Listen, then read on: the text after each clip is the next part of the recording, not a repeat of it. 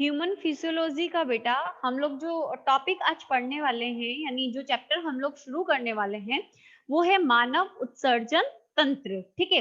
अभी हम लोग देखते हैं कि मनुष्य के अंदर बहुत सी उपापचय क्रियाएं होती हैं। उपापचय क्रियाएं क्या होती है समझा चुकी हूँ, जिसके अंदर आती है आपकी कैटाबॉलिक और एनाबॉलिक रिएक्शन, यानी उपचयन और अपचयन अभिक्रिया आती है ना। एनाबॉलिक में ए आ रहा है, मतलब एड, छोटे अणु जो है वो एड होते हैं और बड़ा अणु बनाते हैं। कैटाबॉलिक अभिक्रियाओं में कट होता है, मतलब जो बड़ा अणु होता है वो टूटता है और क्या बनाता है, छोटे छोटे अणु बनाते हैं। तो इस तरीके की क्रियाएं जो होती है वो कैटाबॉलिक और एनाबॉलिक जो रिएक्शंस होती है वो साथ में क्या कहलाती है, उपापचय अभिक्रियाएं कहलाती है। तो जो उपापचय क्रियाएं होती हैं उनके फलस्वरूप क्या होता है, अच्छे प्रोडक्ट भी बनते हैं और हानिकारक भी बनते हैं। जैसे कि फॉर एग्जांपल C6H12O6 ग्लूकोज टूटता है ऑक्सीजन 6O2 की प्रेजेंस में, तो क्या बनता है, 6CO2 बनता है प्लस H2O बनता है प्लस 38 ATP बनती है। ठीक है, ये एक क्या है, ये बड़ा अणु है। ठीक है, इससे छोटे छोटे अणु बनते हैं। दैट मीन्स कौन सी अभिक्रिया है, उपापचयी अभिक्रियाओं में कैटाबॉलिक है, यानी बड़ा अणु टूट रहा है और छोटे छोटे अणु क्या कर रहा है, बना रहा है। राइट।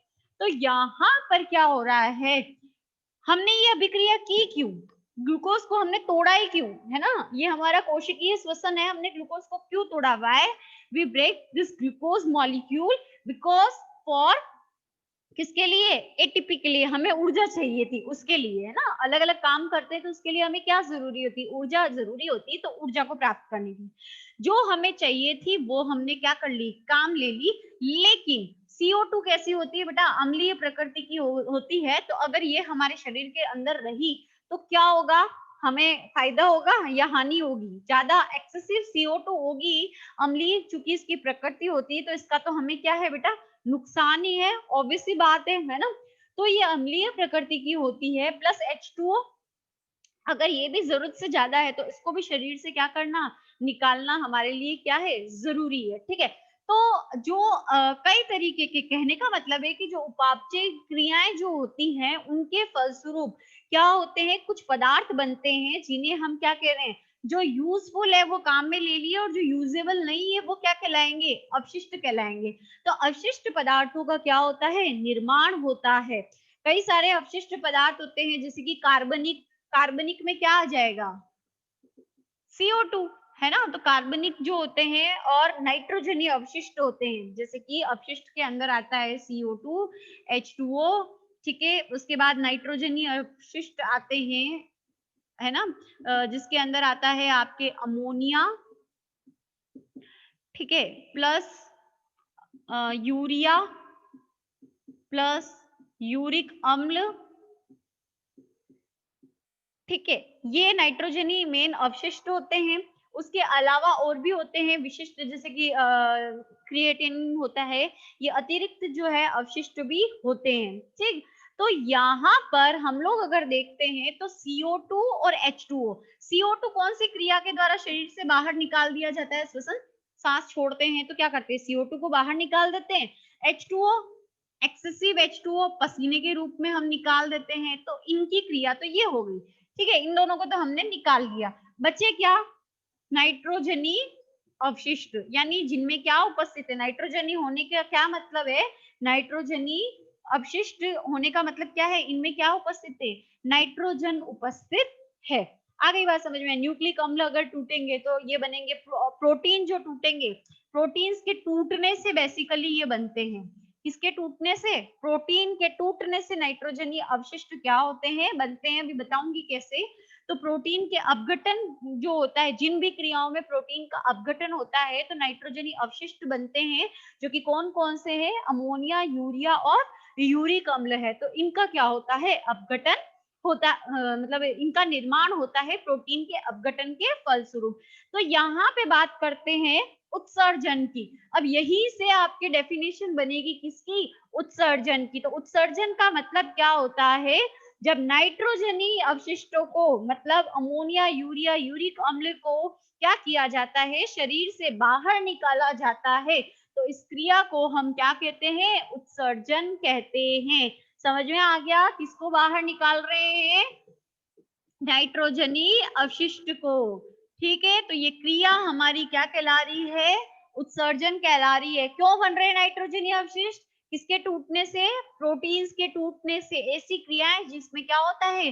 प्रोटीन का ब्रेकडाउन होता है, वो क्या होता है हमारा? वो क्रिया हमारी क्या कहलाती है? मतलब प्रोटीन का टूटना हमारा, उसके फलस्वरूप हमारे क्या बनते हैं? नाइट्रोजनी अवशिष्ट बनते हैं, और अवशिष्ट का निकलना हमारा क्या कहलाता है? उत्सर्जन कहलाता है। समझ में आ गया उत्सर्जन की डेफिनेशन? फिर है, उपापचय से निर्मित नाइट्रोजनी अवशिष्ट पदार्थों को जटिल रासायनिक क्रियाओं के फलस्वरूप विशेष उत्सर्जी अंगों के द्वारा बाहर निकाला जाता है। ये नाइट्रोजनी अवशिष्ट जो है उनको क्या करते हैं? शरीर से बाहर निकालना तो उत्सर्जन कहला रहा है, पर इनको निकालने के लिए क्या करते हैं? विशिष्ट अंग काम करते हैं। इन अंगों को हम क्या कहते हैं? उत्सर्जी अंग कहेंगे। ठीक है, नाइट्रोजनी अवशिष्ट को बाहर निकालने के लिए विशिष्ट अंग कार्य करते हैं। ये अंग हमारे उत्सर्जी अंग कहलाते हैं, और उत्सर्जी अंग आपस में मिलकर किसका निर्माण करते हैं? उत्सर्जन तंत्र का निर्माण करते हैं। दैट इज उत्सर्जन तंत्र। समझ में आ गया चैप्टर का नाम? ये चैप्टर का एक्सप्लेनेशन था नाम का। आ गई बात समझ में? उसके बाद है, ये नाइट्रोजनी अवशिष्ट जो हैं उनकी उपस्थिति के आधार पर जो है जीवों को तीन कैटेगरी में डिवाइड किया गया है, या हम यहाँ पर पढ़ेंगे। देखो, कार्बनिक अवशिष्ट होता है, वो तो होता है CO2। अभी हम लोग सिर्फ किसको पढ़ रहे हैं? नाइट्रोजनी अवशिष्ट को। तो देखो, नाइट्रोजनी अवशिष्ट, क्योंकि उत्सर्जन तंत्र में किसको बाहर निकाला जाता है? नाइट्रोजनी अवशिष्ट को। तो हम देखेंगे नाइट्रोजनी अवशिष्ट कौन कौन से प्रकार के होते हैं। तो नाइट्रोजनी अवशिष्ट तीन है। कौन कौन से तीन है? पहला है नाइट्रोजनी अवशिष्ट में अमोनिया, ठीक है, फिर है यूरिया, फिर है यूरिक अम्ल। ठीक है, यानी तीन तरीके के नाइट्रोजनी अवशिष्ट जो है वो विभिन्न जीवों के द्वारा क्या किए जाते हैं? शरीर से बाहर निकाले जाते हैं। सबसे पहले बात करते हैं कि नाइट्रोजनी अवशिष्ट का निर्माण किससे होता है? प्रोटीन के अपघटन से होता है। समझ आ रहा है? अब बात करेंगे अमोनिया। अब जो जीव क्या करते हैं? नाइट्रोजनी अवशिष्ट के रूप में यूरिया को शरीर से बाहर निकालते हैं, है ना? किसको? सॉरी, अमोनिया को बाहर निकालते हैं। अमोनिया क्या होती है? NH3, है ना? तो अपने अवशिष्ट के रूप में अमोनिया को बाहर निकालते हैं, और ये अमोनिया बनेगी किसके? प्रोटीन के टूटने से। तो ऐसे जीवों को बोला जाता है अमोनियो टैलिक जीव। ठीक है, क्या बोला जाता है? अमोनियोटैलिक जीव जो है वो कहा जाता है। तो क्या होता है? सबसे पहले प्रोटीन होता है, कहाँ पाया जाता है? रुधिर के अंदर। ठीक है, अब ये प्रोटीन जो है वो टूटता है, टूटेगा, टूटने के बाद ये किस में चेंज हो जाएगा? अमीनो अम्ल में। ठीक है, ये क्रिया कहाँ होगी?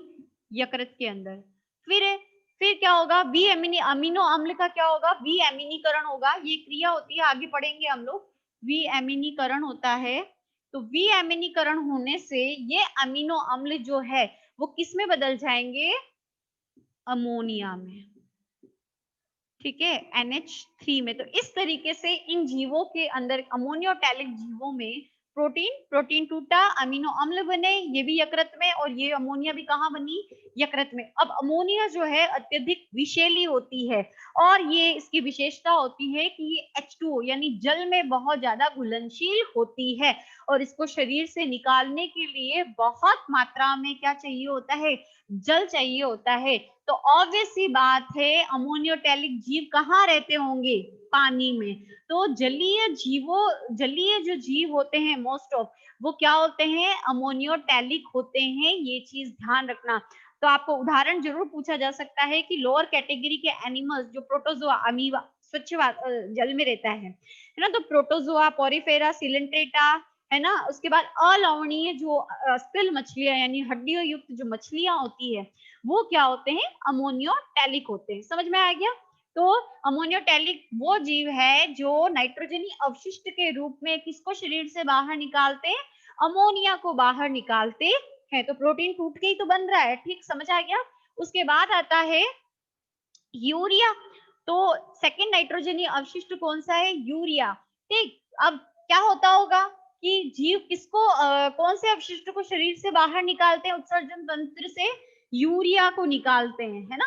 किसको निकालते हैं, यूरिया को निकालते हैं। तो जो जीव नाइट्रोजनी अवशिष्ट के रूप में यूरिया को शरीर से बाहर निकालते हैं वो क्या कहलाते हैं, यूरियोटैलिक जीव कहलाते हैं। क्या कहलाते हैं, यूरियोटैलिक जीव कहलाते हैं। क्या होता है इनके शरीर में, प्रोटीन के अपघटन से, प्रोटीन के टूटने से जो अमोनिया बनी वो किससे रिएक्ट करती है, CO2 से रिएक्ट करती है, और रिएक्ट करने के बाद ये बनाएगी अमोनिया, सॉरी यूरिया। अमोनिया से रिएक्ट किया, ये अमोनिया है, यकृत में बना, किससे रिएक्ट किया, CO2 से, क्या बना, यूरिया प्लस H2O, है ना। तो ये बना, और इस यूरिया, ये यूरिया भी जो है अमोनिया के कंपैरिजन में कम विषैला होता है। अमोनिया ज्यादा विषैली होती है, यूरिया कम विषैला होता है। लेकिन यूरिया भी जल में क्या होता है, विलय होता है, मतलब घुलनशील होता है। तो यूरिया को निकालने के लिए भी जल की आवश्यकता होती है, लेकिन कम, अमोनिया के कंपैरिजन में कम। आ रही है बात समझ में। तो जैसे कि हम मनुष्य हैं, हम शरीर से मूत्र त्याग करते हैं, तो मूत्र में क्या पाया जाता है, यूरिया पाया जाता है 0.2 पर 100 ml, है ना। तो 0.2 मिलीग्राम जो है वो यूरिया पाया जाता है पर 100 ml। जो यूरिन होता है, जो हम त्यागते हैं, मूत्र जो त्यागते हैं उसके अंदर, तो अमोनिया जो है वो CO2 से रिएक्ट करके यूरिया बनाती है। यूरिया जो है इस जल के साथ शरीर से बाहर निकलता है। तो ऐसे जीवों को हम यूरियोटैलिक जीव कहते हैं। तो उदाहरण, और ये निर्माण कहाँ होता है, ध्यान रखना, ये यकृत में होने वाली क्रिया है। 0.2 जो ग्राम है, सॉरी, तो 2 ग्राम जो है वो पर 100 ml के अंदर, कितना, 2 ग्राम पर 100 ml, उसके अंदर इसको क्या किया जाता है, बाहर निकाला जाता है। ठीक है। उसके बाद आता है नेक्स्ट यूरिकोटैलिक। अब उदाहरण अगर इसके दो तो यूरिया का, यूरियोटैलिक के उदाहरण जो है वो है हम मनुष्य, जितने भी स्तनधारी जीव है वो, एम्फीबियास यानी जो उभयचर प्राणी होते हैं वो, और लास्ट आता है यूरिक अम्ल। यानी ये क्या करेंगे, नाइट्रोजनी अवशिष्ट जो जीव शरीर से निकालेंगे वो किस रूप में निकालेंगे, यूरिक अम्ल के रूप में। तो इन्हें कहा जाएगा यूरिकोटैलिक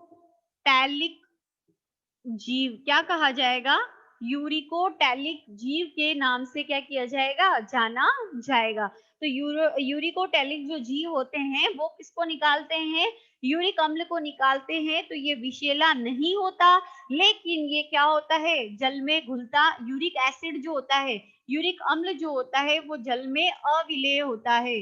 अविलेय होने का मतलब घुलता नहीं है। तो ऑब्वियस सी बात है, जैसे मनुष्य अपने यूरिन में क्या निकाल रहे हैं, पानी, तो इनके जो नाइट्रोजनी अवशिष्ट जो निकालेंगे उसके अंदर क्या होगा, पानी नहीं होगा। ये छोटे छोटे क्रिस्टल्स के रूप में क्या होता है, जो यूरिक अम्ल है उसको शरीर से क्या करते हैं, बाहर निकालते हैं।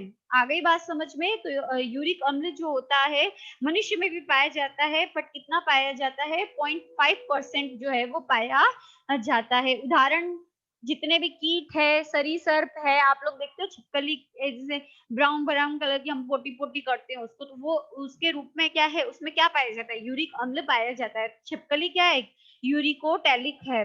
फिर है पक्षियों के अंदर, सरीसृपों के अंदर, तो ये नाइट्रोजनी अवशिष्ट जो है वो मनुष्य के अंदर पाए जाते हैं। तो ये इंपॉर्टेंट है, ध्यान रखना। और कार्बनिक अवशिष्ट कौन सा है बेटा, CO2। समझ में आ गया। ग्लूकोज के ब्रेकडाउन से हमारी क्या बनती है, CO2 बनती है। अभी रिएक्शन मैंने आपको लिख दी थी सामने। तो वो एक कार्बनिक अपशिष्ट है जिसको हम क्या करते हैं, बाहर निकालते हैं श्वसन के माध्यम से। समझ में आ गया। तो ये हमारे नाइट्रोजनी अवशिष्ट है, इंपॉर्टेंट है। उदाहरण, और डेफिनेशन की अमोनियोटैलिक जीव किन्हें कहते हैं, यूरियोटैलिक किन्हें कहते हैं, यूरिकोटैलिक किन्हें कहते हैं। तो जो अमोनिया का उत्सर्जन करते हैं एमिनोटैलिक, जो यूरिया का करते हैं यूरियोटैलिक, और जो यूरिक अम्ल का करते हैं वो यूरिकोटैलिक जीव कहलाते हैं। जो सरीसृप होते हैं, छिपकली और की जो पक्षी होते हैं वो यूरिकोटैलिक होते हैं, क्योंकि इसमें कम पानी की आवश्यकता है। तो स्तनधारी मनुष्य याद रखो।